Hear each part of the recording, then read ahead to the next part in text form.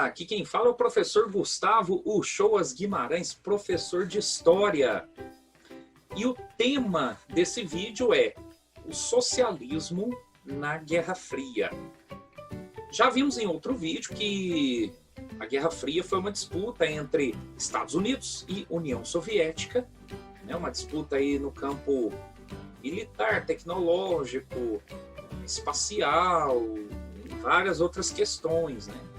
No campo político e ideológico, você tem aí uma disputa aí entre as características capitalistas e liberais dos norte-americanos e as características socialistas da União Soviética. Nós destacamos aqui em outro vídeo algumas questões referentes aos Estados Unidos. Nesse vídeo nós vamos destacar questões referentes ao socialismo soviético e algumas experiências socialistas fora da União Soviética.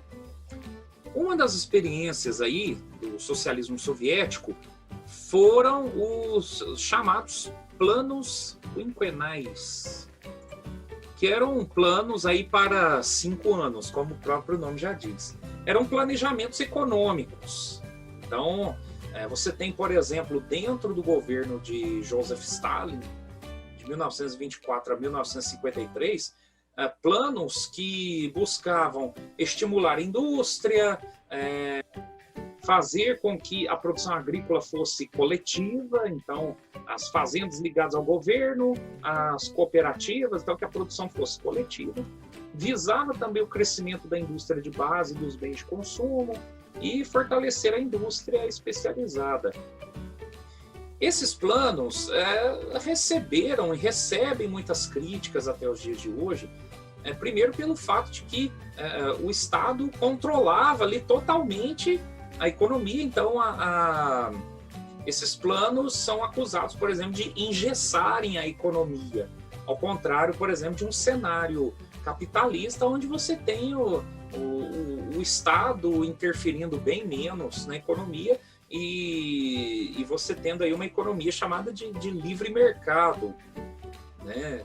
E no caso aqui do plano quinquenal, você vai ver, por outro lado, né, apesar das críticas, uma forte industrialização da União Soviética.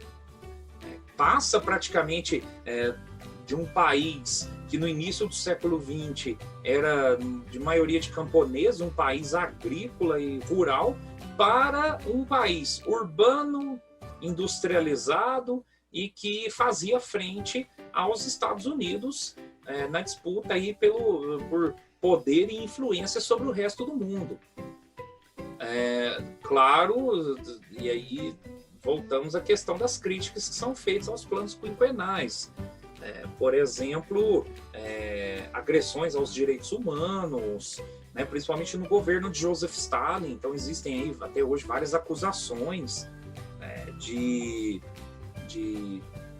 trabalhadores serem obrigados a estarem naquelas fazendas estatais, né, de trabalhos mais pesados, perseguições políticas contra pessoas que eram consideradas inimigas ou eram consideradas pedras no caminho do Joseph Stalin. Então você tem aí vários lados a serem analisados quando se fala do plano quinquenal e socialismo, né, da forma soviética de socialismo aí. Uma outra experiência socialista que caracterizou a chamada Guerra Fria foi o que Mao Tse-tung fez na China. Mao Tse-tung toma o poder na China em 1949, ele vai governar a China até 1976, e também trabalhando em cima de planos onde o Estado planejava e controlava o andamento da economia na China. Também Mao Tse-tung foi e é acusado de várias agressões aos direitos humanos, perseguições políticas, etc. Mas colocou na questão econômica, colocou a China como potência mundial. Nós vemos hoje, né, a presença da China aí, inclusive alguns falam até de uma nova Guerra Fria, dessa vez entre Estados Unidos e China, né?